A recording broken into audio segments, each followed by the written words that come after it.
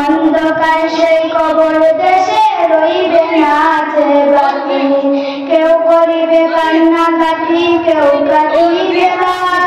দাফন হলে কবর মাঝে কাটিবে বছর মাস, দাফন হলে কবর মাঝে কাটিবে বছর মাস। হাসরের দিন বিচার হোকে হবে, কাউকে ছাড়বে না, পাপে পা বাহাদুরি তোমরা করিও না, অত্যাচার চলতে করি তোমরা হইও না, নামাজ রোজা হজ জাহাদ কায়েম করতে